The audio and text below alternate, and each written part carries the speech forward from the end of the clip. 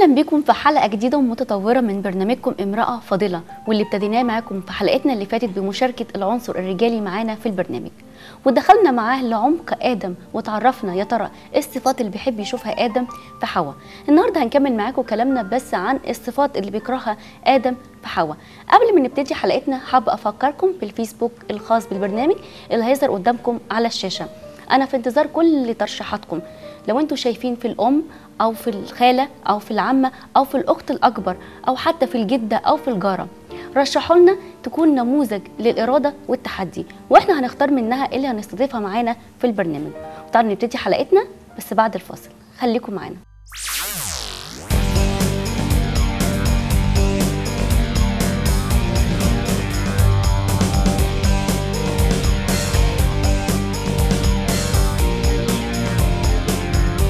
ورجعنا لكم مرة تانية، وحابة في البداية أرحب بضيوفي اللي مشرفيني ومنوريني. دكتور ماهر الضبع، أستاذ علم النفس بالجامعة الأمريكية، منورنا يا دكتور. ومدام نهلة فليب، أخصائية نفسية ومشهورة، منورانا مدام نهلة. أهلا بيكي.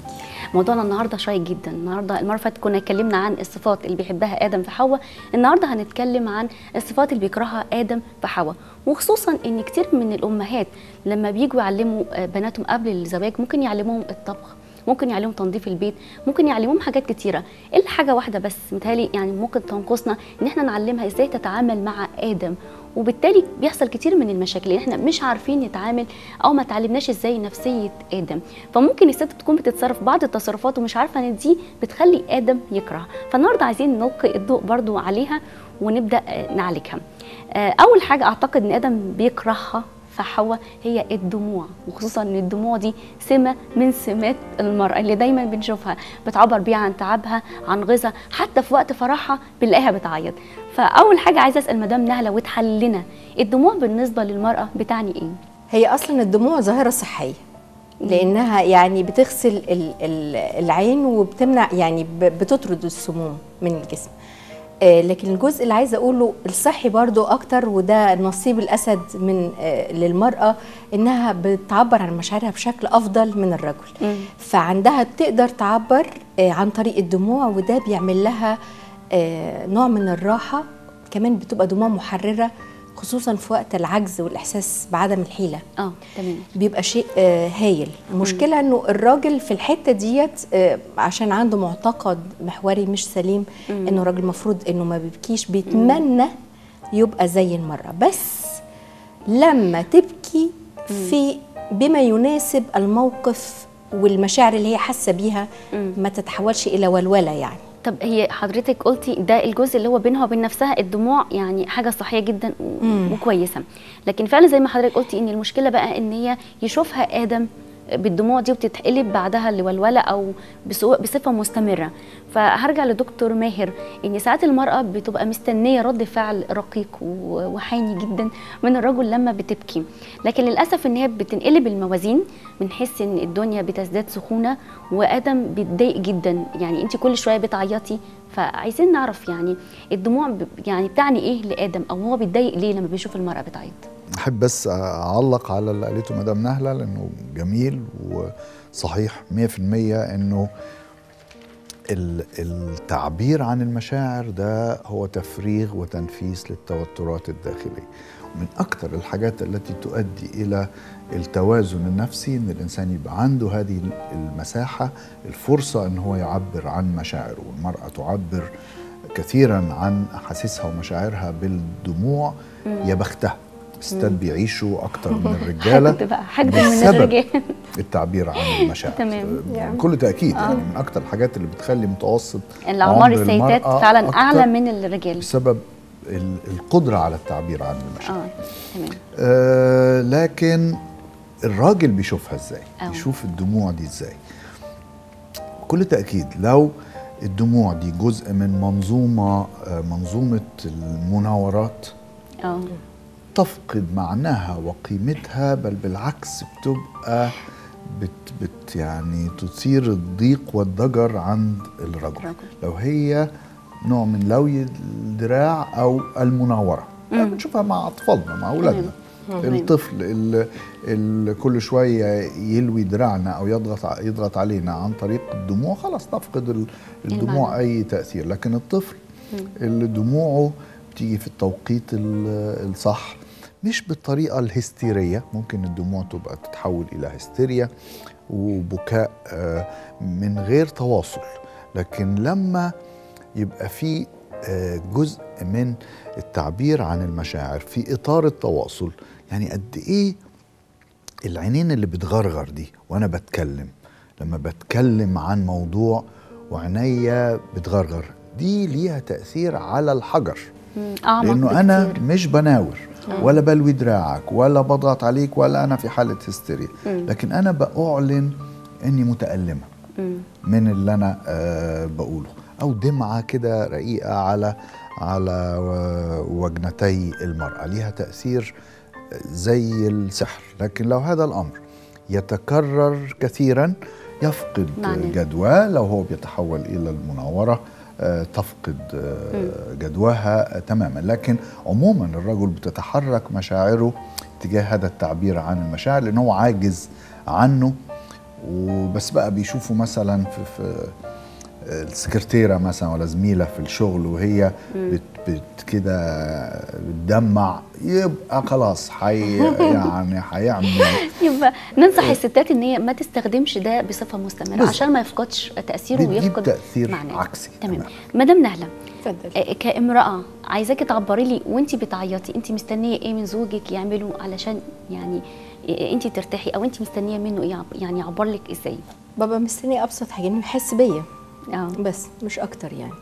لكن ما يقفلش الباب بقى ويمشي يعني خالص، لا او يرزع الباب ويمشي. لا، يحس بيا، ولو قدر يترجم ده في كلام بانه حس بيا، يعني ده ممكن يساعدني او يوصل لي ان هو دخل العالم الداخلي بتاعي وحس باللي انا يتعامل مع مشاعرك. ممكن ما يتعاملش مع الموقف اللي احنا بنتكلم فيه، لكن مع مشاعرك. انا مش عايزه اي رد على الموقف، انا محتاجه يحس بس انه حس باللي انا حاسه بيه. نقطه يعني. احنا بنوجه اهو نصايح من له اذنا للسمع.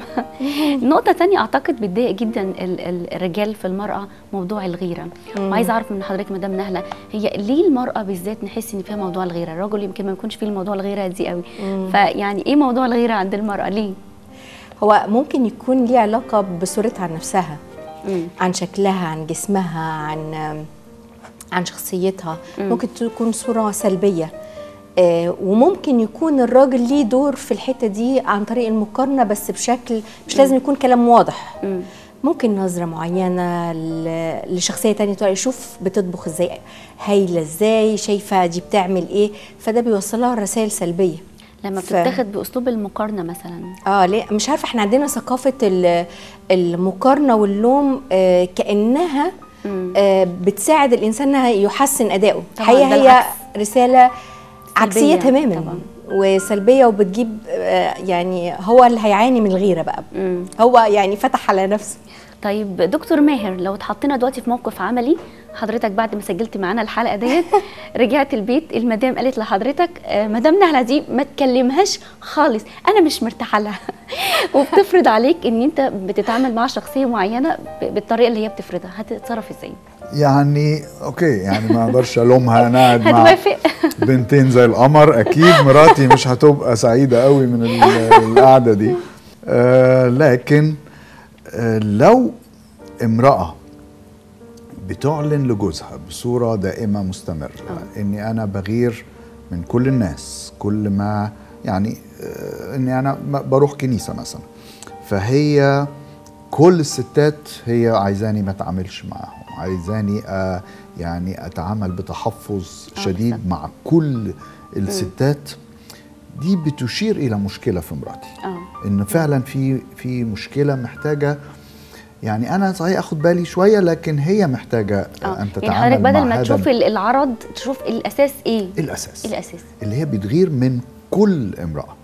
لكن لو امراتي ما عندهاش مشكله ان انا اتعامل مع ستات طبعا في حدود وبطريقه لائقه، لكن في فلانه وفلانه انا مش بستريح ليهم خالص، انا مش بحب ابدا لما اشوفك واقف معاهم او بتدردش او بتتكلم، انا مش مستريحه لدول.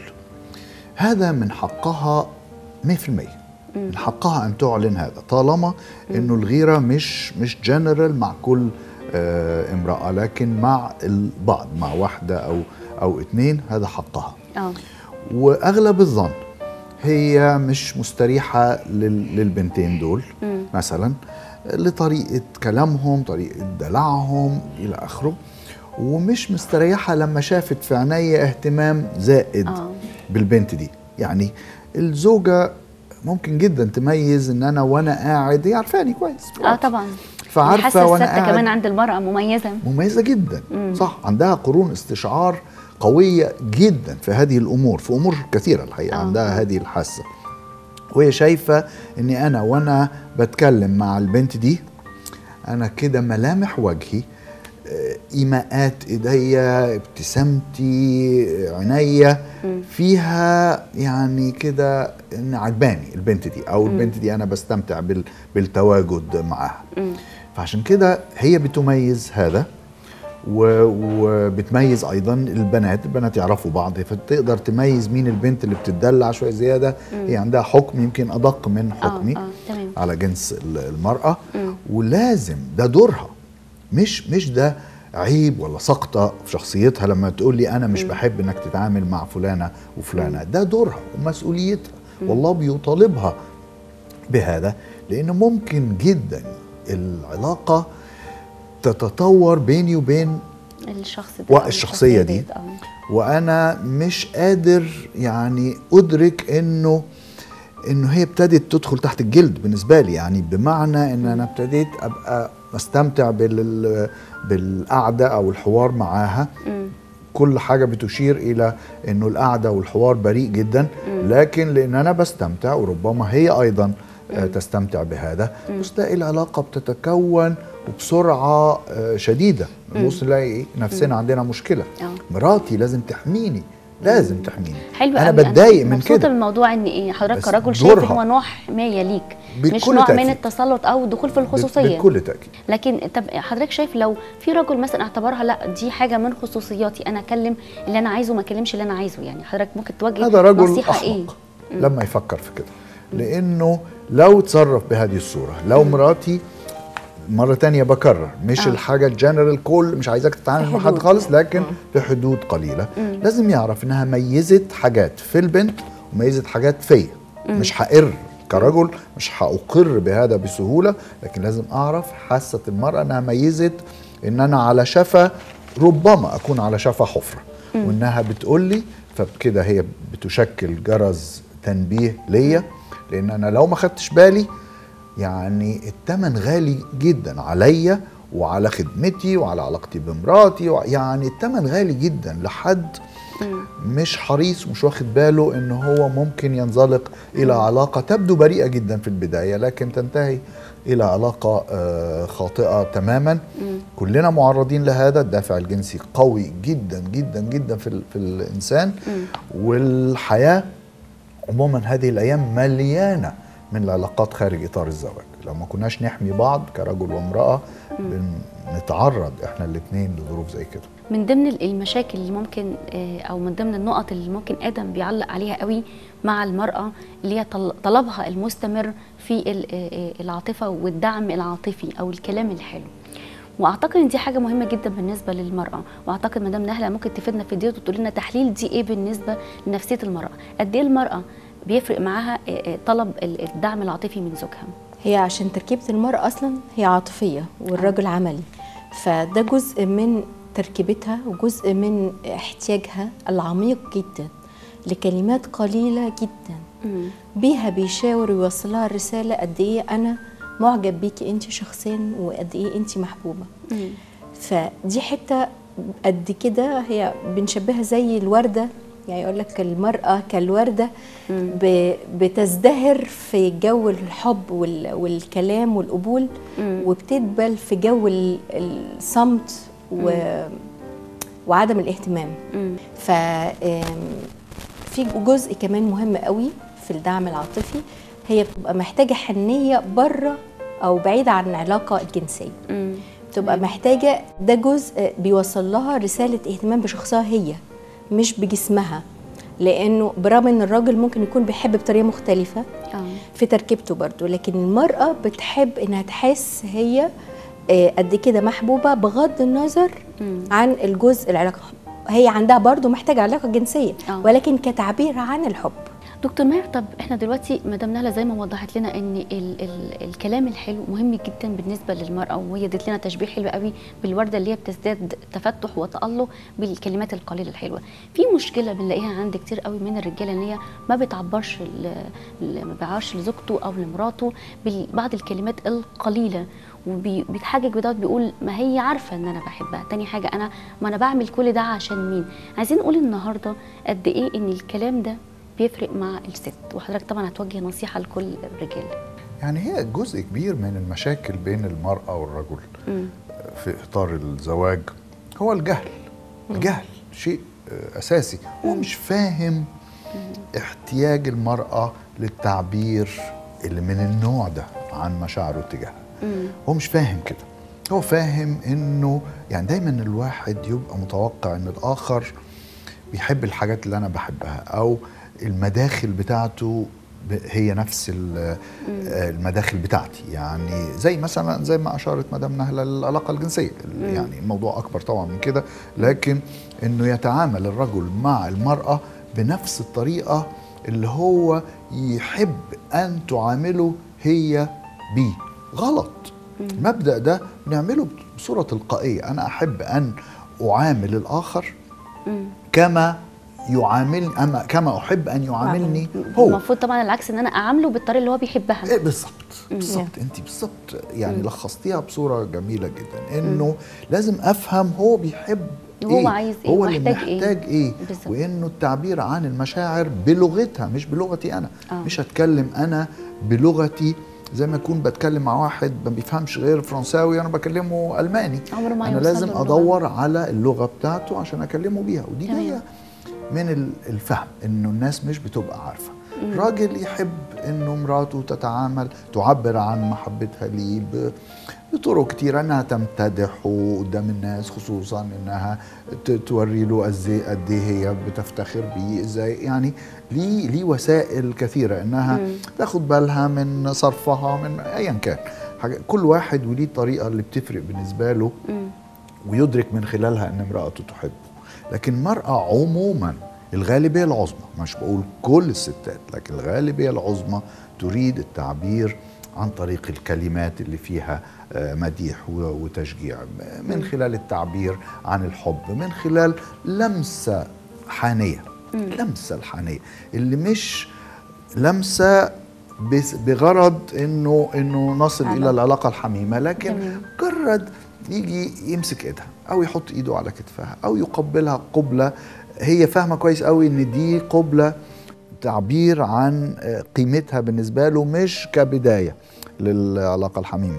دي بتتسجل عندها بقوة انه انا ما زلت ليا القيمة في عينين جوزي. القضية مش اني انا اقعد امتدح جمالها، لان احيانا هي حاسه هي كبرت في السن وهي يعني ملامح الجمال مش موجوده، فمش بالضروره ان انا اقعد امتدح الجمال كانوا ويبان ان انا مزيف، لكن انا القيمه ما زلت لك نفس القيمه لدي كما كانت من قبل.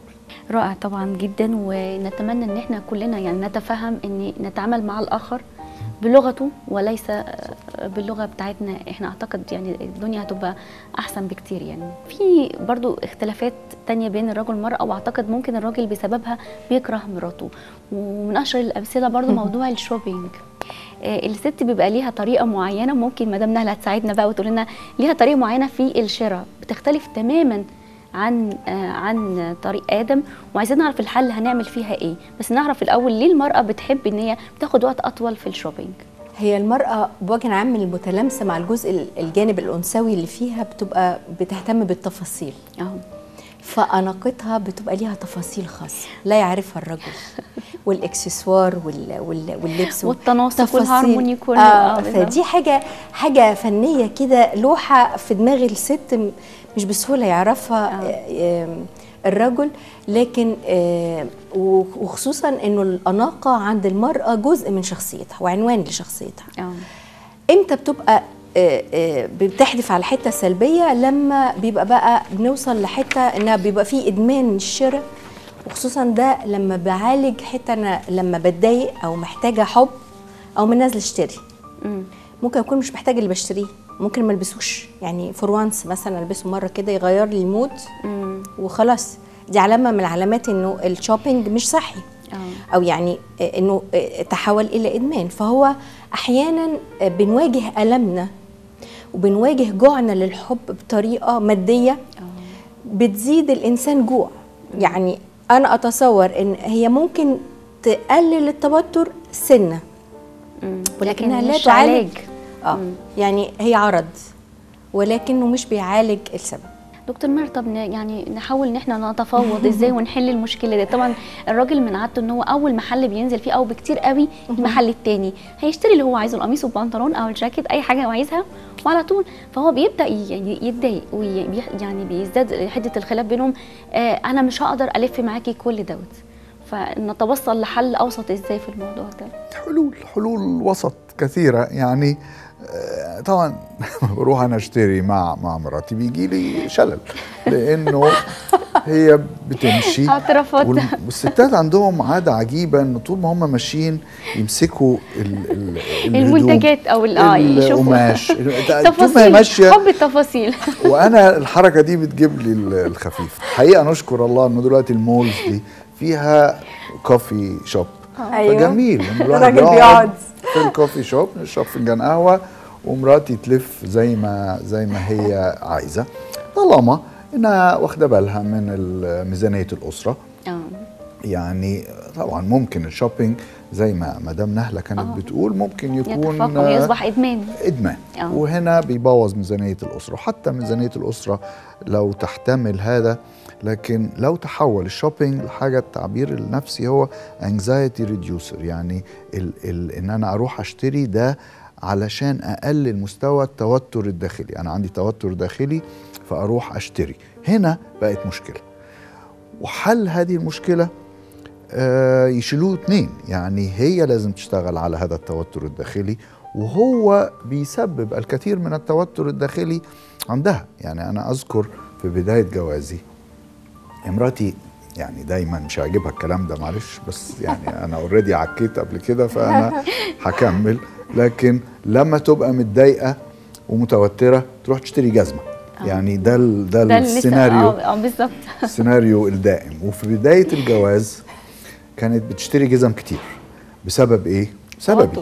يعني انا جزء الاوفر ان احنا نحل التوتر، ان انا اشتغل مع هذا التوتر الداخلي، ان انا اساعدها، ان انا اقول لها كلام كويس، ان انا اشجعها. صدقيني ده بيقلل هذا التوتر. طب ده حلو جدا، ده حل رائع داخلي. وهيبقى مريح جدا للرجال يعني بكل تاكيد. فالاثنين لازم يشتغلوا على المشكله. اوفر. تمام. فيعني حضرتك شايف يعني حلول ان هو يعني ما يبقاش الخلاف او المشادات اللي بينهم هي ديت الحل، لا، لكن كل واحد يتنازل شويه. يعني هي ممكن زي ما حضرتك قلت لنا ان هي اوكي انا هلف شويه ولما اجي اشتري الحاجه ممكن تقول له خلاص يعني تعالى قول لي رايك النهائي في الحاجه اللي انا هشتريها، يبقى كده وسطنا الامور شويه. دكتور ماهر، عايزين قبل ما نختم لو احنا يعني نسينا اي حاجه من الحاجات اللي بيكرهها ادم في حواء حضرتك يا ريت تقولها لنا. بصي، هو في اكتر من حاجه لكن انا هقول حاجه يمكن الوقت ما لا يسمح ان احنا نقول نقاط كثيرة. لكن في نقطة، المرأة أحد ملامح شخصيتها أنها تحب تحكي وتتكلم. لما بتتوتر أو بتتضايق بأي سبب أول رد فعل هو التليفون. عايز أتكلم مع جوزي وأحكي له إيه اللي بيحصل. طبعا هو حاطط وشه في الكمبيوتر ولا في التلفزيون ومش عايز يسمع ولا بتاع، فتجري على التليفون، هتكلم مامتها، هتكلم أختها، هتكلم صديقتها، تحكي لها عن هذا التوتر. الراجل مش كده. الراجل لما بيبقى عنده مشكلة ما بيدخل إلى كهف قوقعته. بالظبط ويقعد يعني ما يتكلمش ويتصالح مع الأمر ويلعق جروحه لو متألم، وبعدين لما الدنيا تتحسن شوية يبدأ يرجع تاني. يعني ده غلط وده غلط. مش ما اقصدش غلط، لكن التطرف هنا خاطئ في الحالتين. لكن هنا بيشكل مشكلة بالنسبة للمرأة، بتيجي على أمر حساس للرجل، إنها ممكن تذيع أسرار يعني حياتهم، مشكلاتهم. هو يبتدي يبقى مش مطمئن ان اي حاجه بتحصل بينا مامتها بتعرفها ولا اختها، ولا بيسمع مراته بتحكي كده بتهمس على بعض الحاجات الخاصه بينهم، فبيخلي العلاقه تتوتر جدا، ويخليه هنا مندوش اي ثقه ان انا احكي لمراتي اي شيء، وهي عايزاني احكي. يعني هي محتاجه ان انا اشاركها بما يحدث في حياتي، لكن انا باخد قرار ذهني واعي انه هذه المراه مش امينه على اسراري، فانا مش هحكي لها حاجه. مش عايز ابص الاقي كل ما يحدث في حياتي وفي شغلي انه يصل لامها ولا يصل لصديقتها، وهنا بتشكل مشكله. فالمراه ينبغي ان تحرص على الاسرار العلاقه اللي بينهم، اسرار زواجهم. مفيش حاجه توصل لكائن من كان الا لما يتفقا معا انه هذا الامر ممكن نحكي فيه مع اخرين او ده خاص بينا. وطبعا كلمه في اذن الزوج، انه ادي فرصه لمراتك انها تتكلم وانها تحكي، علشان ما تحطهاش في ظروف نفسيه تخليها تنفجر لو لم تحكي لاخرين. رائع. يعني انا مبسوطه جدا بالنصيحه بتاعه دكتور ماري النهائيه، وحاسه ان هو يعني متعاطف مع مشاعر المراه ومع يعني السيكولوجيه بتاعتها وطبيعتها في حبها للكلام، لان لو ما اتعالجتش احنا مش بنشوف الاثار ايه او العرض النهائي، لكن نشوف فعلا ايه السبب الاولاني. فأنا طبعا يعني في النهاية بحب أشكركم جدا، استمتعنا معاكم بدخولنا لأعماق آدم، وأعطينا بعض المفاتيح أعتقد للستات إن هم إزاي يدخلوا لقلب آدم، وإزاي إن هم يكونوا في عينيهم أحلى ست، كل واحد على حسب زوجته تكون أحلى ست في عينيه. في النهاية كل الشكر لحضرتك دكتور ماهر، كل الشكر مدام نهلة. شكرا. حبانا المشاهدين، بدخولنا لأعماق آدم ابتدينا وبكلامنا عن الصفات اللي بيكرهها آدم في حواء نهينا. يا رب نكون لقينا في قلوبكم وأذانكم اللي تمنينا، ويكون في كل بيت لؤلؤة غالية وثمينة يفتخر زوجها بيها. ودايما نتواصل في برنامجكم امرأة فاضلة.